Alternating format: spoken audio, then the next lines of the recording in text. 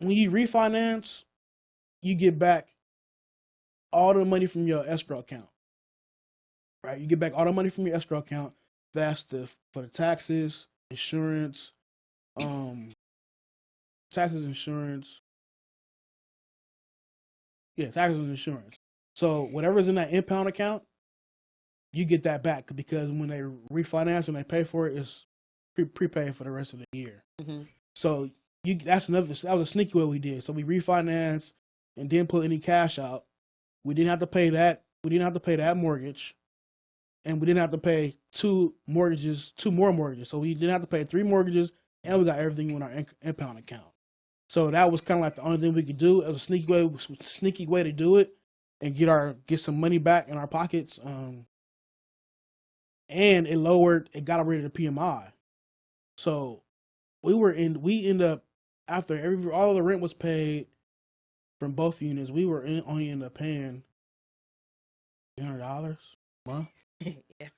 Like that was our portion. In a 3-bedroom house that we owned. And the 3-bedroom house I'm sure it was the nicest house around there. Like, we put a lot of money into it, almost too much. But we also elaborate a little bit more on the rent that we were collecting from our tenant in the back. Yeah. So my whole thing was I wanted Section 8. I wanted guaranteed money, and I wanted the highest amount of money that we could get for that unit. Had you ever dealt with Section 8 previously, or this was your first encounter? Yeah, this was my first encounter ever. I didn't even know anybody on Section 8. Like, all this was from YouTube. I looked on YouTube. I found people doing Section 8 apartments. This one guy, I forgot his name. But he basically had a whole system on how to find the best Section 8 tenants. He had a whole point system. If they have any, whole point system. So I didn't use that. When we were doing, she kind of let me take the reins for finding a tenant. So I put it on Section 8. Go section8.com. Mm-hmm. I got crazy. I'm talking about like 20 calls a day for this 1-bedroom unit. So I showed it a lot to a lot of people, but it was still being renovated, and a lot of people really couldn't see the vision. Yeah, they couldn't see what it was going to be. So a lot of people just walked in and kind of had an attitude. Well, it's not done. Okay. So we finally got one person, and she kind of told us like, oh yeah, well, God's in control. I like staying here. I like you guys. You guys stay on the property. And so I said, you know what? Let's pick her. Like, we picked her. And she had a program. So in Section 8, they have different kind of program within Section 8. So this program gave us an extra month of rent, basically to accept her as the tenant. So it was basically an incentive. Yeah. So at the time we were, they approved us for $13.75 a month for this unit. So we got an extra $13.75 because Section 8 takes about 2 months usually to start rolling with the payment.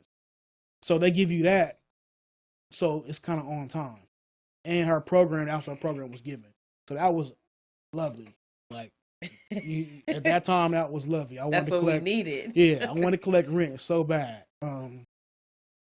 But it's dealing with Section 8. It's not a hard process, but it's Section 8 doesn't. People would think that Section 8 is kind of like the middleman, but Section 8 don't want to do anything but pay. They just want to pay the rent. They come out. Yeah, they come out, approve it. They tell you whether what you asked them for, they're going to give you. They came out to the property like maybe 3 times because I didn't really understand what they were looking for. They were really looking for health and safety, and they wanted the place to be like totally empty.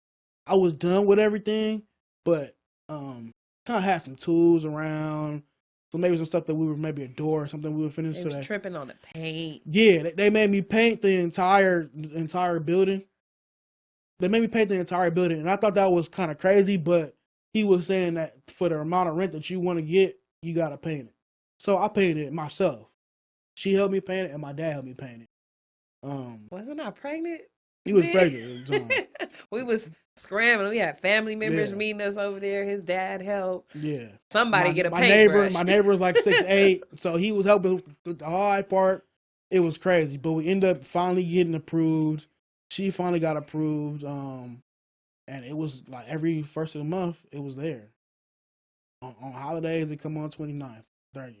And we had good tenants. I mean, for the most part, we had a lot of hiccups, but in terms of paying money on time, paying their rent, God really showed up and showed out for us. Definitely, because if they wouldn't have paid their rent, we would have been on the street.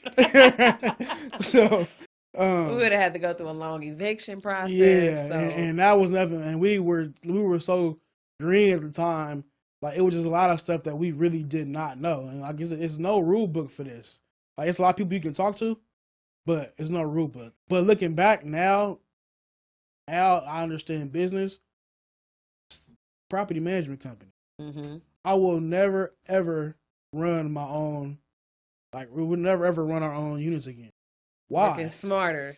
Yeah, like, they only charge between 5 and 10% or whatever the amount of rent they're collecting. We were collecting $1,000, 23, so about $2,400 a month. That's $240, $250. We don't get no calls at night. We don't get nobody nothing leaking. Everything is taken care of for $250. Like, we were kind of crazy not to do that, but I was so bullish. Like, I wanted to see how it was, like the nitty gritty of it. As you should. The first income property, so you kind of want to be more hands on. Yeah, I really want to be hands on. But that's another thing I'll tell you guys. Tips: don't do it. It's because you're gonna get calls that you just don't want to deal with after midnight. Sometimes, yeah, you might, and people think that stuff is an emergency, and it's really not. Like, right. But it's really not to you, especially because you don't live there too. So it's just best hand it off. Like, delegate. Yeah, delegate it. If your numbers, if you do your property and your numbers right, that you won't even see that. So that's my biggest tip. Use a property manager. And you should do that while you're even looking at it.